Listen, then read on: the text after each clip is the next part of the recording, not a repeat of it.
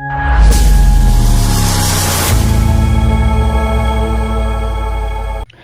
हिंद दोस्तों, मैं वीरेंद्र दी चैंपियन। स्वागत है आपके अपने YouTube channel the champion study centre पर। दोस्तों आज हम लोग डिस्कस करेंगे क्लास 10th के साइंस जो कि चैप्टर 2 में है अम्ल, क्षारक एवं लवण, यानी कि एसिड बेस हम लोग आज डिस्कस करने वाले हैं। ठीक है, तो सबसे पहले हम लोग समझते हैं कि अम्लीय क्या होता है। तो अम्लीय जो होता है, जो जितने भी खट्टे पदार्थ होते हैं, ठीक है, जैसे कट्टे फल हुआ, ठीक है, तो जितने भी कट्टे फल हुआ, जितने भी हम लोग खाते हैं तो कट्टे लगते हैं, तो उन सभी पदार्थों को हम लोग बोलेंगे अम्लीय पदार्थ। और क्षारक अगर बात करेंगे तो जिसका जो हम लोग अगर हम टेस्ट करेंगे तो उसका स्वाद में कड़वाहट नज़र आता है। ठीक है, कड़वाहट लगता है। जैसे साबुन भी अगर हम मुंह में लेते हैं, टेस्ट करते हैं तो कैसे लगता है, थोड़ा सा कड़वा लगता है। जैसे करेला का जूस, ये भी आपका कड़वा ही लगता है। यानी कि जो पदार्थ आपका कट्ठा लगता है, ठीक है, तो उसको बोलेंगे अम्लीय पदार्थ, और जो कड़वा होता है उसको बोलेंगे हम लोग क्षारीय पदार्थ। जैसे अम्लीय पदार्थ में उदाहरण के तौर पर अगर देखेंगे तो आपका इमली हुआ, ठीक है, कच्चा आम हुआ, ये टमाटर हुआ, ये सब आपका क्या है, कट्ठा है, यानी कि आपका ये अम्लीय पदार्थ है।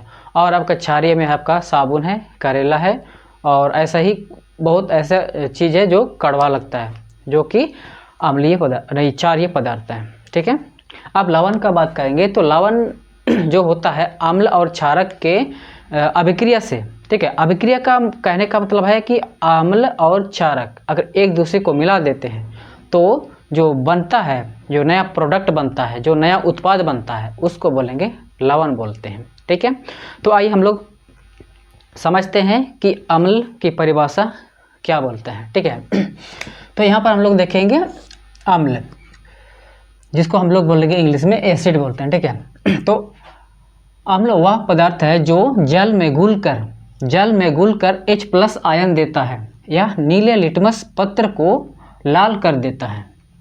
ठीक है, यानी कि अम्ल जो है, जितने भी केमिकल पदार्थ हैं जो अम्लीय होते हैं, उसमें क्या होता है कि अगर जल में अगर उसको घोलते हैं तो उसमें क्या होता है कि H+ आयन देता है।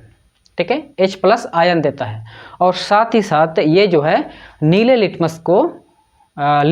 लिटमस जो पत्र है उसको लाल कर देता है। नीले लिटमस पत्र एक सूचक होता है, ठीक है, जिससे ये पता कर सकते हैं, यानी कि रंग के द्वारा हम लोग ये पता कर सकते हैं कि वो पदार्थ कैसा है, अम्ल है या तो फिर आपका क्षारक है। उसी को बोलते हैं लिटमस पत्र, जो कि अम्ल में क्या करता है कि नीले लिटमस पत्र को लाल कर देता है।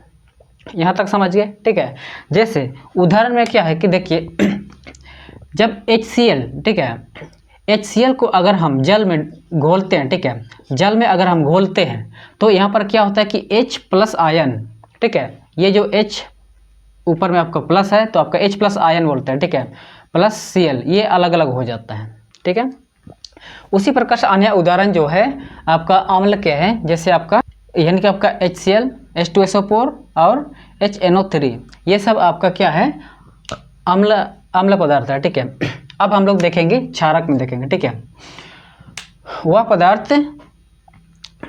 क्षारक वह पदार्थ है जो जल में घुलकर OH- आयन देता है। ठीक है, कौन सा आयन देता है, OH- आयन देता है, और यह लाल लिटमस पत्र को नीला कर देता है। ठीक है, इसमें भी वही बात है, मतलब कि अम्ल का जस्ट ऑपोजिट हो गया। ठीक है, इसमें क्या हो रहा है कि अगर हम कोई क्षारकीय केमिकल पदार्थ को अगर हम जल में घोलते हैं, ठीक है, जल में अगर घोलते हैं तो जो जल में है उसमें आपका OH- आयन देता है। ठीक है, OH- आयन देता है, और ये जो क्षारक है ये लिटमस पत्र का रंग में जो लिटमस पत्र का जो रंग है ये आपका क्या करता है, लाल लिटमस पत्र से नीला कर देता है। ठीक है, यानी कि लाल लिटमस पत्र जो होता है, दो प्रकार का होता है लिटमस पत्र। ठीक है, एक लाल होता है, एक नीला होता है, जो कि क्षारक जो क्या करता है कि लाल लिटमस पत्र को नीला कर देता है। ठीक है, इसका विशेषता ये है।